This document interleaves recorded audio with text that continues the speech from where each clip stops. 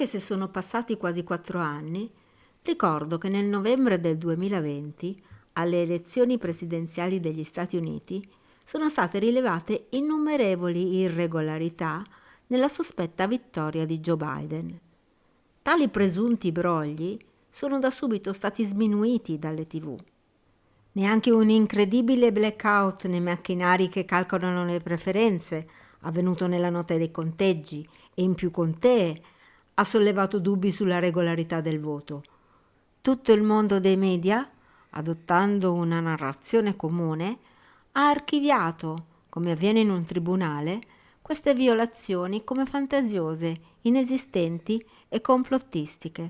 lasciando tanti dubbi sul come siano veramente andati i fatti e su chi oggi, in una evidente scissione dei poteri presidenziali, sia realmente al comando in USA. Una situazione che, secondo il parere di molti su diverse similitudini, potrebbe essere accostata a quella del Vaticano nella diatriba tra Ratzinger e Bergoglio. L'utilizzo affannoso della propaganda media può creare una percezione alternativa della realtà in tutto il mondo?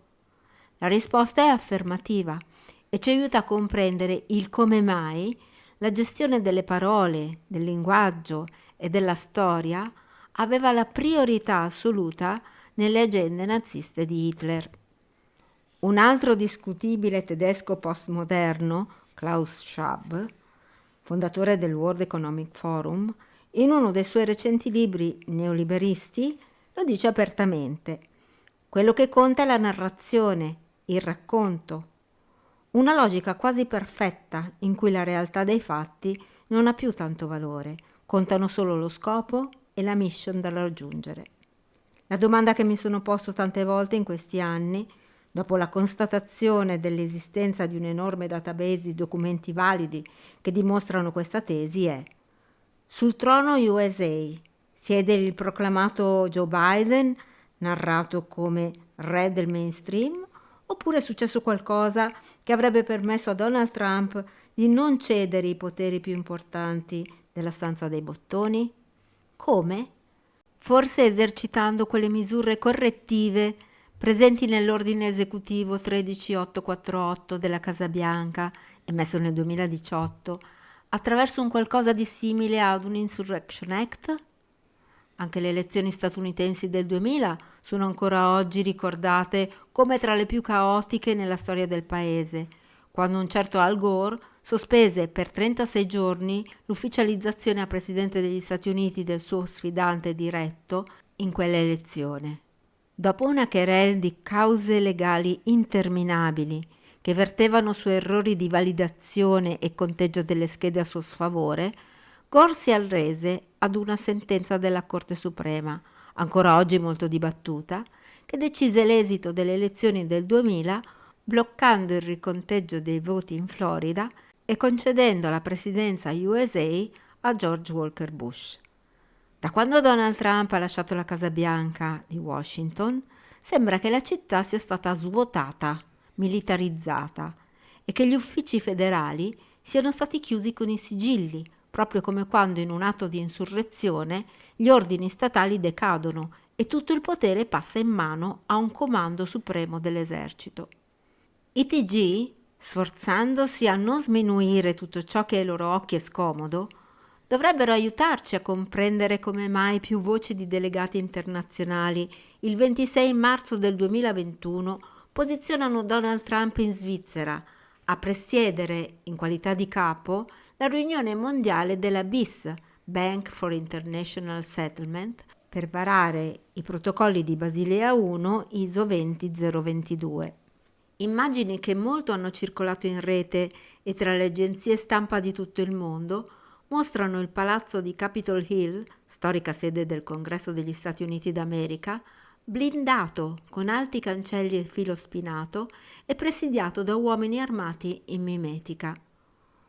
Un palcoscenico militare che ai meno informati non spetta neanche di sapere della sua imponente presenza, teletrasporta le nostre menti sul set riprese di una lunghissima serie TV hollywoodiana che parla di un carcere militare.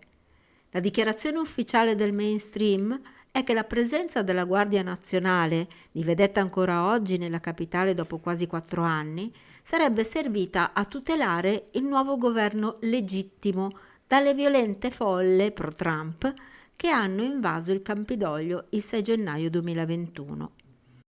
Il mainstream, oltre a motivarci questa anomala presenza con una risposta che fa un pochino acqua ovunque, dovrebbe anche spiegarci le ragioni per cui la vecchia capitale USA appare come svuotata dal 21 gennaio 2021 e magari potrebbe anche rispondere sul perché il vecchio presidente Trump viaggia ancora per il mondo con la valigetta dei codici nucleari, con aereo e scorta presidenziale, e sul come mai molti capi di Stato lo incontrano ancora e periodicamente a Mar-a-Lago in Florida. Non sarebbe male se i media ci spiegassero anche il senso del portare avanti, nel marzo del 2021 presso il Senato, un procedimento di impeachment a suo sfavore. Questo atto giuridico è un antico istituto della common law, con il quale si prevede il rinvio a giudizio di titolari di cariche pubbliche per rimuoverli da esse, qualora si ritenesse che questi abbiano commesso determinati illeciti nell'esercizio delle loro funzioni. Quale carica pubblica aveva Donald Trump nella primavera del 2021? Forse era il Commander in Chief dell'esercito e gestore dell'emergenza nazionale? In una interessante intervista sul canale YouTube Umanistiche Online, Angelo Tonelli, uno tra i massimi grecisti italiani, enuncia 3 livelli della conoscenza secondo Parmenide: il cuore non tremante della ben rotonda verità, aletheia, l'opinione dei mortali in cui non v'è vera certezza, cioè l'apparenza, doxa, e poi la terza, che salda le prime 2 dicendo che se acquisisci uno sguardo di indagine in ogni senso e in tutte le cose, ti accorgerai che anche quelle che appaiono in profondità sono una faccia della verità. L'elezione immaginata, attraverso una serie di documenti raccolti in questi anni, proverà a rispondere alle numerose domande che si sono poste milioni di persone in tutto il mondo e lo farà superando il comune sentire che si fa ammagliare da una narrazione doxa. Il libro inoltre affronterà una significativa serie di gag a stelle e strisce che hanno visto come umorista principale, suo malgrado, proprio il divertente Joe Biden, che secondo la narrazione ufficiale sarebbe un vecchietto malato di demenza senile, che modello film Una pallottola spuntata di David Zucker impartisce opinioni solo ad una moribonda e guerrafondaia nato, muovendosi di continuo come l'attore della commedia cinematografica. Da molti video in circolazione si comprende infatti chiaramente quanto l'esercito USA, non quello NATO, faccia effettivamente poco riferimento a lui come comandante in capo. Quello che vi ho raccontato fino ad ora è solo la punta dell'iceberg di qualcosa che sta avvenendo in profondità. Da quando accadono queste cose, l'Unione Europea pare essere totalmente allo sbando, spinta dal presunto leader USA ad una guerra autodistruttiva contro la Russia, su terreno neutrale ucraino, e il dollaro vive il punto più basso della sua esistenza. Il debito pubblico sta inoltre portando gli USA verso una sempre più profonda dichiarazione di default.